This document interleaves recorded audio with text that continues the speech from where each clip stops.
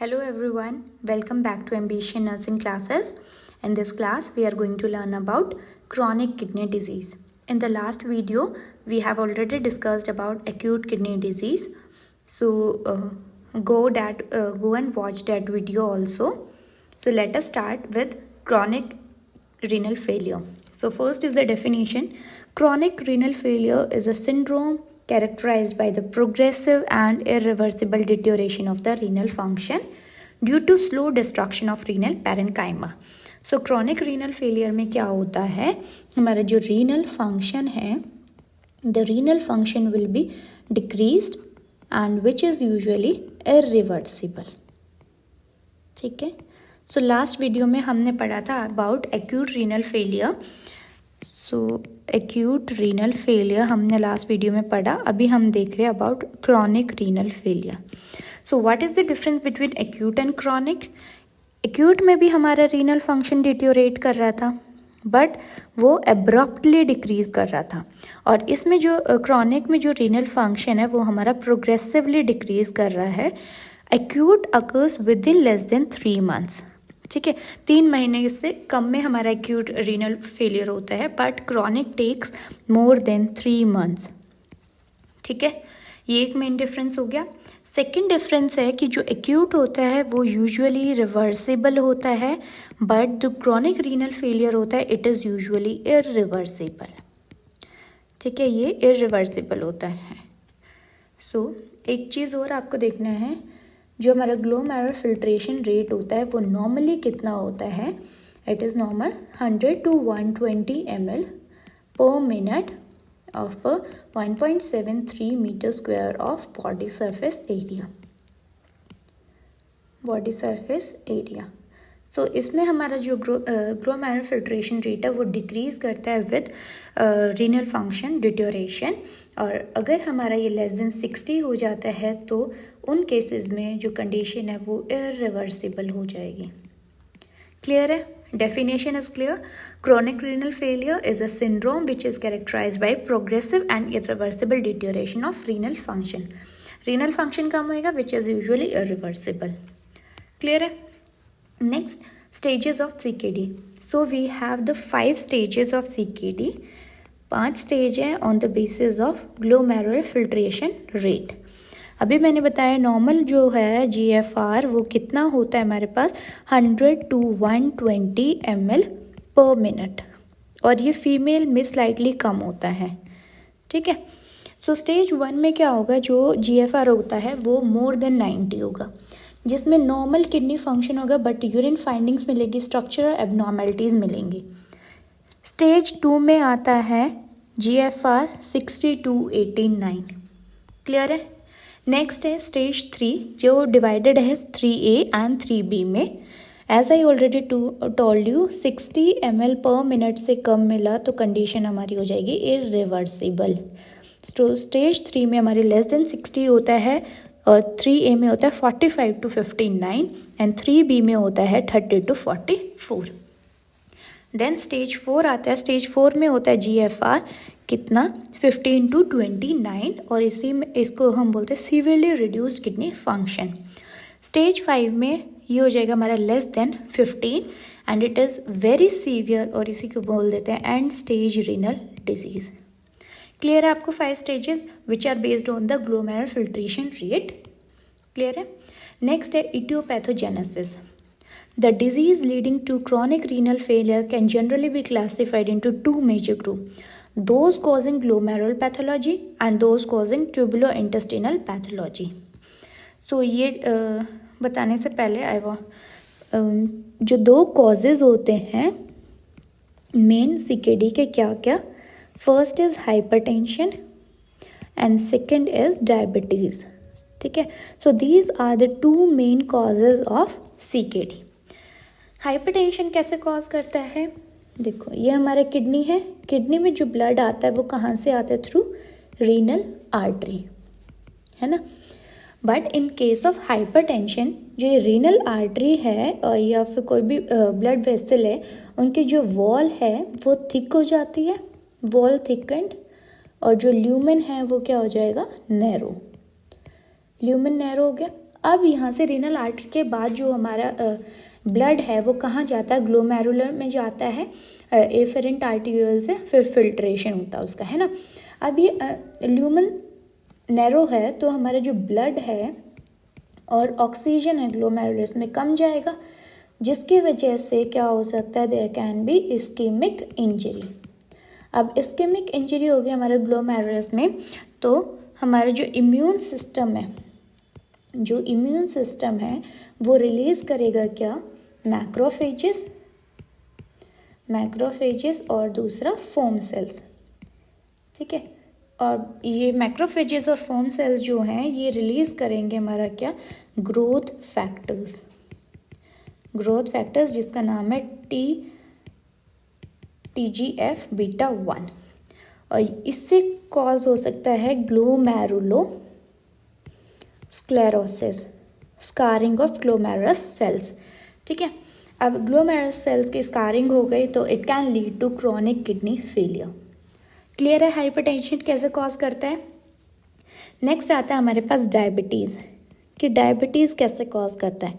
Diabetes में देखो there will be excess glucose in the blood, और ये क्या करेगा, जो ग्लूकोज है वो बाइंड कर जाएगा with the protein, glucose will bind with the protein in the blood and it occurs non enzymatic because it does not required any enzyme for the binding, ठीक है। और ये यूजुअली हमारा अफेक्ट करता है जो ईफेरेंट आर्टीरियोल्स हैं, है ना, ईफेरेंट आर्टीरियोल्स जो हैं ग्लोमेरुलस के उनको अफेक्ट करेगा, ठीक है। और इसकी वजह से जो ईफेरेंट आर्टीरियोल्स है वो स्टिफ हो जाएंगे और नैरो हो जाएंगे and ultimately it leads to glomerulosclerosis, ठीक है। So these are the two main causes of CKD, that is hypertension and diabetes. I hope this is clear to you. और कौन सा डिजीज़ होता है which cause the glomerulopathology, glomerulonephritis, ठीक है, SLE systemic lupus erythematosus, then diabetic nephropathy की वजह से भी it can lead to CKD। Then the disease causing tubulo interstitial pathology, और कौन से कॉज होते हैं, नेफ्रोस्क्लेरोसिस की वजह से, due to some infections like HIV, hepatitis B, yellow fever, then due to malaria it can cause CKD, then due to some toxic causes and due to some obstructive causes। clear है pathogenesis. Next आता है clinical features. So the clinical manifestation of full-blown chronic renal failure are described under two main headings. First है primary uremic manifestations and secondary uremic manifestations। अब देखो हमारा जो kidney है उसका फंक्शन क्या होता है, किडनी का फंक्शंस होता है जो ब्लड को फिल्टर करना and to excrete out the waste, ठीक है। और क्या फंक्शन होता है, टू मेंटेन इलेक्ट्रोलाइट बैलेंस, है ना, electrolyte balance, to maintain the pH, है ना। सो जब अगर हमारा क्रॉनिक रीनल फेलियर है तो हमारा ब्लड अच्छे से फिल्टर नहीं होगा, यूरिया एक्सक्रीट आउट नहीं हो पाएगा, so urea get accumulated in blood, ठीक है। यूरिया का अमाउंट जो है ब्लड में ज़्यादा हो जाएगा विच इज़ नॉन एज एजोटेमिया, ठीक है। एजोटेमिया क्लियर हुआ। जो किडनीज़ है वो यूरिया को फिल्टर करके यूरिन में बाहर निकालती है, बट अगर आपके किडनी फेलियर है, ठीक है, तो वो यूरिया बाहर नहीं आ पाएगा ब्लड से और ब्लड में एक्यूमुलेट हो जाएगा, ब्लड में एक्यूमुलेट हो गया तो इट कैन कॉज एजोटेमिया, ठीक है। एजोटेमिया क्लियर हुआ। फिर देखो यूरिया के साथ साथ किडनीज जो है पोटेशियम को भी यूरिन में निकालती है ना। अगर पोटेशियम को यूरिन में नहीं निकाला सो वो ब्लड में एक्यूमुलेट हो जाएगा, ब्लड में एक्यूमुलेट हो गया तो इट कैन कॉज हाइपरकैलेमिया, और हाइपरकैलेमिया है तो पेशेंट कैन हैव कार्डियक अरिथमियाज, ठीक है।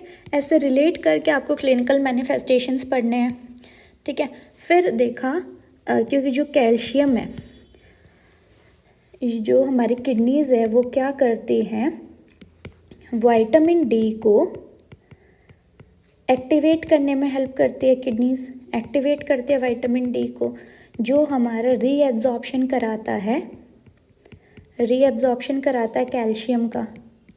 बट अगर आपका है किडनी फेलियर तो जो ये विटामिन डी है वो एक्टिवेट नहीं हो पाएगा, तो रीएब्जॉर्प्शन ऑफ कैल्शियम का नहीं हो पाएगा। So there will be hypocalcemia in blood, hypocalcemia हो जाएगा। ठीक है, अब हाइपोकैल्सीमिया है तो पैराथायरॉयड हार्मोन स्टिमुलेट होएगा। पैराथायरॉयड हार्मोन स्टिमुलेट हुआ तो ये क्या करेगा, रीएब्जॉर्प्शन कराएगा कैल्शियम का फ्रॉम बोन, और बोन जो है, अगर बोन से कैल्शियम ले लिया तो वीक हो जाएगा, तो it can lead to osteodystrophy. Clear है ये क्लिनिकल मैनिफेस्टेशंस? क्या क्या पढ़ा हमने, एजोटीमिया, ठीक है, फिर हमने पढ़ा हाइपरकैलीमिया जिसकी वजह से कार्डियक अरिथमिया भी हो सकते हैं, देन हाइपोकैल्सीमिया, देन ओस्टियोडिस्ट्रॉफी। इतना आपको ये सब जो है रिलेट करके पढ़ना है। ठीक है, देन और क्या क्या होगा हमारे पास, metabolic acidosis, hyperkalemia, sodium water retention imbalance हो जाएगा, रिटेंशन हो जाएगा जिसकी वजह से एडीमा हो जाएगा, hyperuricemia and azotemia. Clear है? नेक्स्ट आता है सेकेंडरी यूरेमिक मैनिफेस्टेशन। तो यूरिनरी सिस्टम में क्या क्या आता है, polyurethane, oliguria and urea. Oliguria होता है less than 400 ml urine in 24 hours. ठीक है, एंड यूरिया होता है less than 100 ml of urine in 24 hours. Then cardiac में क्या क्या दिखेगा आपको, हाइपरटेंशन, हार्ट फेलियर। अब देखो आपने पढ़ा था कि हाइपरटेंशन की वजह से सीकेडी होता है, बट सीकेडी का एक क्लिनिकल मैनिफेस्टेशन है, it will cause hypertension.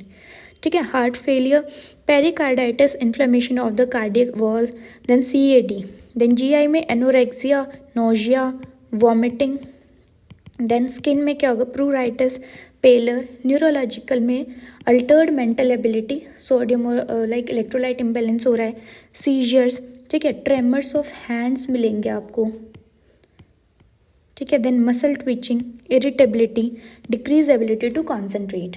Haematological में अनीमिया। अब देखो जो किडनीज है वो कुछ हार्मोन्स भी रिलीज करती है, ठीक है, लाइक रेनिन, है ना, और ये जो है ये एरिथ्रोपोएटिन भी रिलीज करती है which help in the formation of red blood cells. ठीक है, अब जो है हमारा किडनी फेलियर हो चुका है तो एरिथ्रोपोएटिन सिक्रेट नहीं होगा, तो फॉर्मेशन ऑफ आरबीसी कम होगा जिसकी वजह से it can lead to anemia. ठीक है, क्लियर है? Diminished inflammatory responses, then pulmonary में क्या होगा, क्रैकल्स, टेकेपनिया, कॉस्मॉल रेस्पिरेशन होगा एंड यूरेमिक न्यूमोनाइटिस। क्लियर है clinical manifestations? Next is the diagnostic test. क्या क्या टेस्ट करेंगे, जो मेन टेस्ट होता है वो होता है क्रेटिनिन क्लियरेंस। इट में range from 0 to 90 ml per minute reflecting in renal impairment. Main जो आप टेस्ट करवाओगे वो करवाओगे creatinine clearance.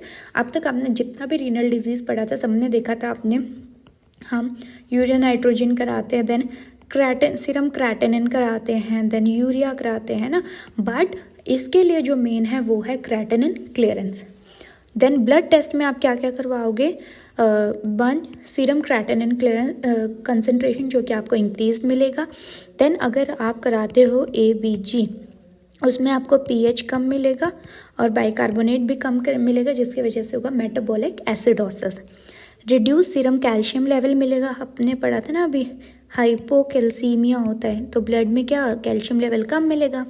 Increase serum potassium and phosphate levels, पढ़ा था ना अभी क्लिनिकल सिम्टम्स में, हाइपरकैलीमिया होता है तो ब्लड इन्वेस्टिगेशंस में पोटेशियम ज़्यादा मिलेगा। ठीक है, possible reduction in serum sodium level. Then urine analysis कराएंगे कि पेशेंट को हेमेचूरिया तो नहीं है, प्रोटीनयूरिया तो नहीं है ना। नेक्स्ट है रेडियोग्राफिक फाइंडिंग्स में आप क्या क्या कराएंगे, KUB किडनी यूरेटर, ब्लैडर या अल्ट्रासाउंड, IV पाइलोग्राफी कराएंगे, renal scan and adrenal arteriography. Clear है डायग्नोस्टिक टेस्ट? नेक्स्ट आता है मैनेजमेंट। सो मैनेजमेंट के मेन ऑब्जेक्टिव्स क्या होते हैं आपके? To improve patient comfort and prolong life. As we already discuss कि ये कंडीशन इरिवर्सिबल होता है, so we have to take care of the patient comfort and we have to improve and उनका life prolong करने के लिए help करना है उनको, है ना। तो मेन मैनेजमेंट वही होगा। Then treat the systemic manifestations of CKD and correct the body chemical abnormalities. First इसमें हम मैनेजमेंट में दो चीज़ें पढ़ेंगे, pharmacological and non pharmacological. So non pharmacological में क्या है? Dietary measure and a fluid restriction relieve some symptoms of CKD। तो जैसे पढ़ा है कि सोडियम एंड वाटर रिटेंशन होता है, सो पेशेंट को ज़्यादा एडीमा होगा तो हमें पेशेंट को क्या करना है? फ्लूइड रेस्ट्रिक्शन करना है, ठीक है। And may increase the patient comfort and prolong life until dialysis required. अगर हमने फ्लूइड रेस्ट्रिक्शन कर दिया तो पेशेंट को कंफर्ट मिलेगा क्योंकि एडिमा उतना नहीं होगा, है ना। देन सेकंड है अ लो प्रोटीन डाइट देंगे, यूजुअली कितना? 0.6 to 0.75 gram per kg per day can delay the progression of CKD। Low protein diet देंगे। देन सोडियम रेस्ट्रिक्शन देंगे 2 to 4 ग्राम, ठीक है। सोडियम रेस्ट्रिक्शन करेंगे depending on degree of edema and hypertension. Then potassium restriction, तो जो foods high हैं, high potassium food should be avoid करने। कौन से foods? Oranges, bananas, tomatoes, green vegetables, ठीक है। नेक्स्ट है फार्माकोलॉजिकल ट्रीटमेंट। फार्माकोलॉजिकल ट्रीटमेंट जो होती है वो हमारी सिम्टोमेटिक होता है, ठीक है, अकॉर्डिंग टू सिम्टम्स। फर्स्ट अगर एडिमा है पेशेंट को तो आप कैसे ट्रीट करोगे? उसको देंगे angiotensin converting enzyme ACE inhibitors and diuretics, ताकि पेशेंट का जो यूरिन है वो यूरिन आउटपुट है वो इंक्रीज करे एंड पेशेंट का एडिमा कम हो, ठीक है। उसमें कौन कौन सा ड्रग्स आता है? Enalapril, lisinopril, thiazide like diuretics, example metolazone, ठीक है। हमने जो ऑलरेडी सारा फार्मा का ड्रग्स है वो ऑलरेडी डिफरेंट वीडियोस में कवर कर रखा है। अगर आपको डिटेल में चाहिए तो you can go and watch that videos.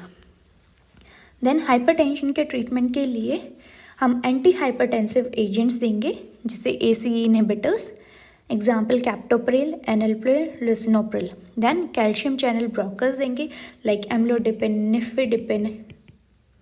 Then beta adrenergic blockers देंगे, एग्जाम्पल प्रोप्रानोल, एटेनोल। क्लियर है। नेक्स्ट आता है अगर पेशेंट को है हाइपर कैलेमिया तो आप क्या दोगे? नॉर्मल लेवल कितना होता है? इट इज़ 3.5 to 5.5 MEQ पर डेसिलिटर, ठीक है। तो हाइपर कैलेमिया के लिए आप देते हो, यूजुअली हम जो हॉस्पिटल्स में देते हैं वो D25 + 10 यूनिट HIR देते हैं, जिसको हम यूजुअली बोलते हैं GI ड्रिप, है ना।